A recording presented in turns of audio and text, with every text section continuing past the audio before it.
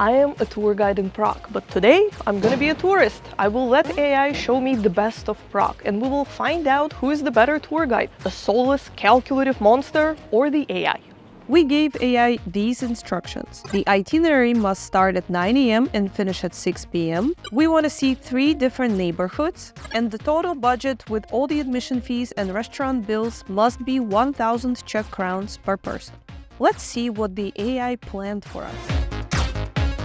So we arrived to our first stop, which is Old Town Square. We didn't give ChatGPT any specific recommendations on where to start. We just asked to start somewhere in the city center, and it picked Old Town Square. It's a little too on the nose, I would say, but it is true that this square is the most important historical landmark in Prague. Sorry, Charles Bridge and Prague Castle. So here we have 1 hour to explore. We had a look at the astronomical clock, at all the memorials and statues and houses on the square.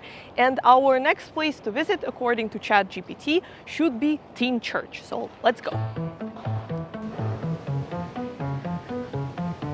Well, oopsie daisy. First bump on the road.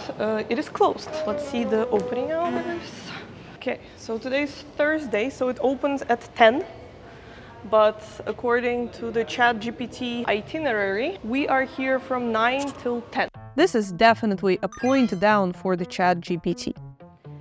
Okay, we are done with Tyn Church. Let's have a look at where we are going next. And we are going to Café Savoy, which is nice, fancy coffee place. We actually featured it in one of our videos about the most beautiful coffee places in Prague. You can check it out over here. The problem is that Café Savoy is not in the old town as ChatGPT says. It is on the opposite side of the river. And if we would go there now, it would take us 20 minutes to get there, which we don't have because we have other things on our schedule. So we're just gonna pick another coffee place from our tour guide memory, and it's gonna be probably on our way to the next stop, which is Charles Bridge. Instead of going to Café Savoy, we used our street knowledge and went just around the corner.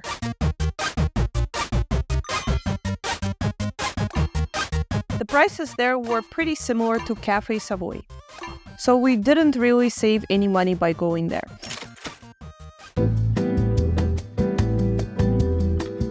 Next, ChatGPT said we should cross Charles Bridge, see Prague Castle and Malá Strana.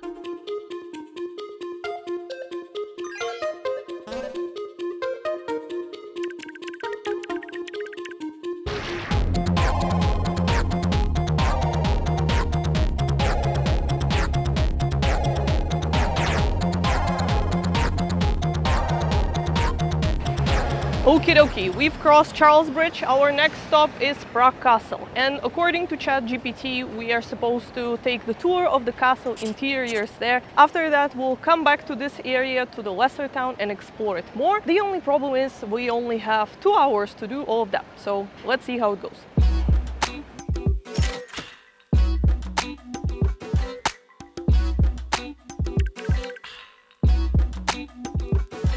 Alright guys, so we arrived to the Prague Castle. As you can see, it is very empty.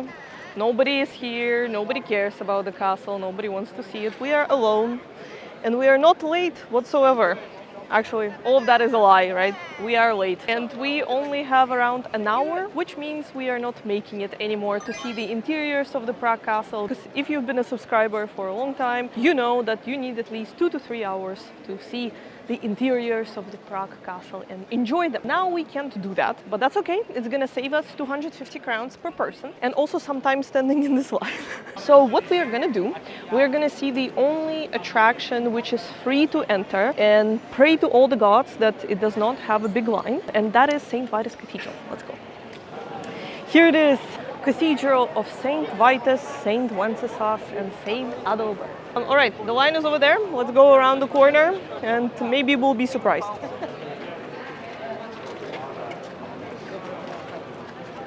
I know a back door where you can enter. No, I'm joking. All right, so we are in. This is how it looks like in the free section of the St. Vitus Cathedral.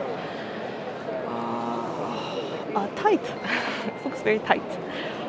The paid section starts over there. And we are not gonna go there because again, we don't have the ticket. So this is the only part that we can enjoy now. So let's have a look.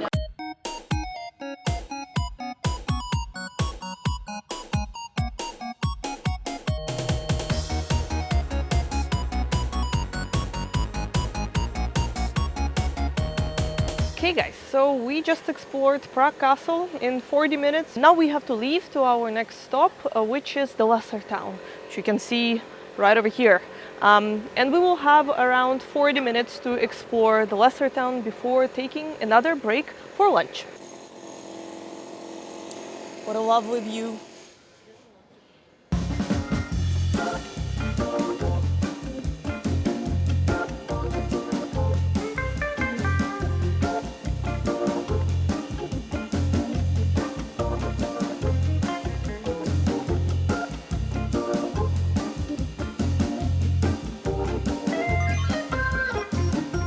Alright guys, so we just had our lunch in a restaurant that ChatGPT recommended. It is U Malého Glena. It's one of the nicest restaurants in the area. We didn't have any traditional Czech food just because we would fall asleep if we did, especially after goulash or svíčková. I had Caesar salad, Václav had a burger. It was very nice. And now we have enough of energy to move to another area of Prague. We're going to be exploring Vinohrady. We already did that once on our channel. You can check out this video right here. We are not going to walk there. We're going to take a train. So let's go.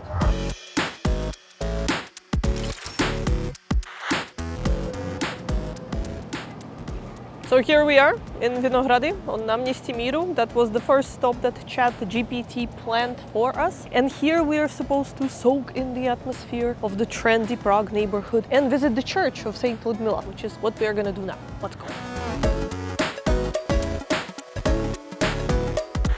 ChatGPT suggested two sites for Vinohrady, the Church of St. Ludmila and Rígrovy Sady. And since there was not so much to do in Rígrovy Sady, we just sat on a bench and enjoyed the beautiful views. And of course, ChatGPT suggested to visit the famous TV tower and see its infamous babies.